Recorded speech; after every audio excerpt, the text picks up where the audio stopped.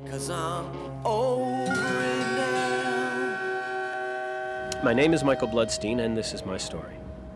I'd been off the red stuff for about 6 years or so when the old urges started coming back. I had a good job as a bridge tender in the flats. I opened the Center Street swing bridge to make way for the big boats that come in off Lake Erie. I worked the night shift, so, well, there wasn't very much traffic, and that gave me a chance to do a lot of reading and a lot of thinking, and, well, maybe too much thinking. Because one day, all those bridges just started reminding me of what a rut I was in, what an incredible bore my life had become.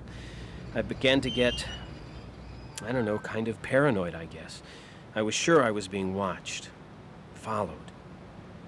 It was as if something or someone from my dark past, from the other side of the bridge, had suddenly decided to come looking for me, as if they wanted to pull me back into that black hole I'd finally managed to climb on out of. Oh yeah, the old urges had definitely returned. I mean, in fact, I had gotten so bad, I even found myself walking past some of my old hangouts on my way home. I also started thinking more and more about the old days. You know, wondering if maybe I hadn't been just a little too hard on myself. I mean, okay, so yeah, I enjoyed sucking blood now and again, but that didn't make me a bad person. And I know it was probably all in my head, but no matter where I went, I just could not shake the feeling that I was being followed. I felt like a living punchline to that old joke. Yeah, I was paranoid, but that didn't mean there wasn't someone out to get me.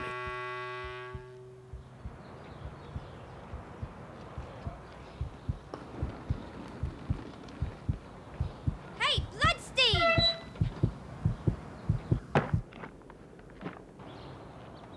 Yes!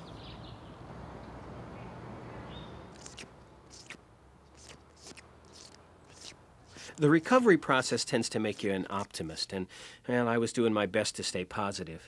Boy, it was getting harder and harder. Even though I'd finally met someone I really cared for, you know, someone I could really talk to. Wait, Michael. There's one thing. Okay, what?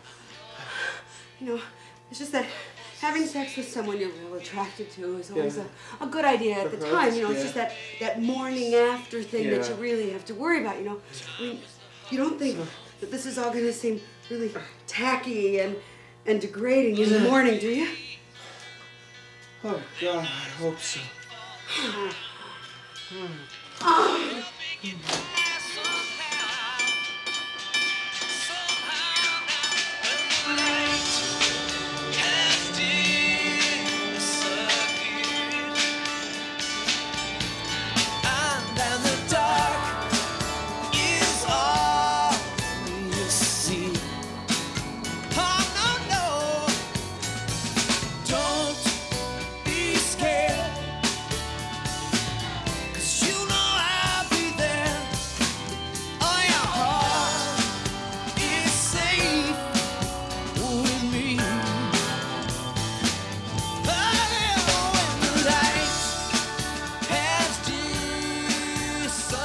Meeting Molly was the best thing to happen to me in a long, long time.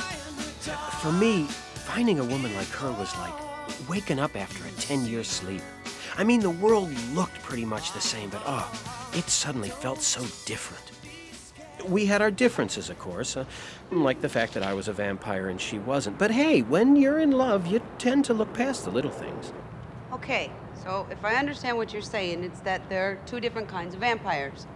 Passive, which is what you are, or what you were, and active, which you're not. Yes. What's the difference? Active vampires kill people. Ooh. That's a pretty big difference. Yeah. See, for me, a couple of drops of blood out of a test tube and I was... Now, hardcore active vampires, on the other hand, are a different story. Fortunately, there aren't very many of them. Did you ever know any?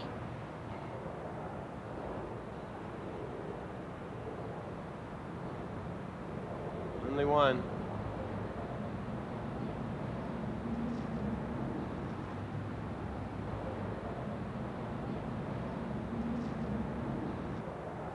His name was Buzz.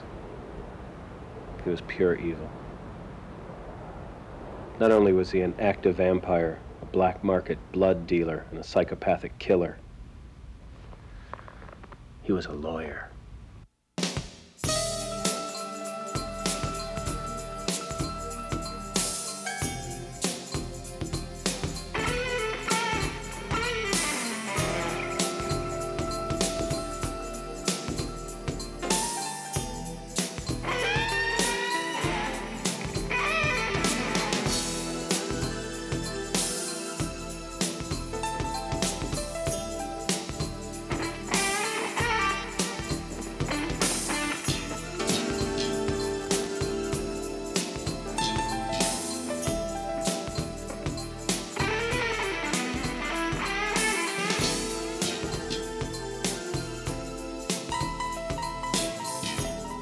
There was a time Buzz Berkeley had been the biggest black market blood dealer in Cleveland. He and his gang kept suburban suckers all over the city supplied with those precious little vials of Big Red. Whenever his stash got low, he'd hop into his limo and take a little ride. Never took him very long to rebuild his inventory. The funny thing is that about the time I got off the stuff, Buzz dropped out of sight. Until recently, I thought he was gone for good. I was wrong.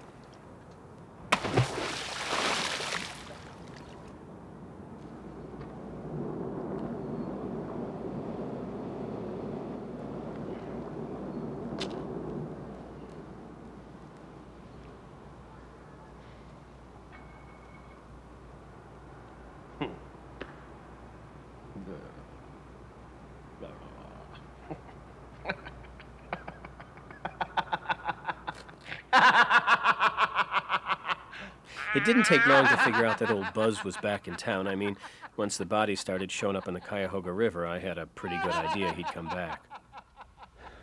What I didn't know back then is that he'd come back for something very specific. He'd come back for me. Now, until I get old Buzz off my back, I really am living my life one night at a time.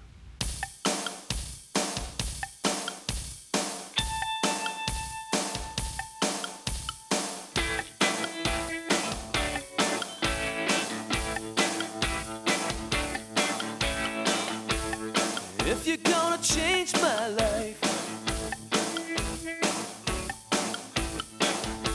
you better tell me what's your name. Or are we gonna let it ride? Are we gonna have to play this game one night at a time?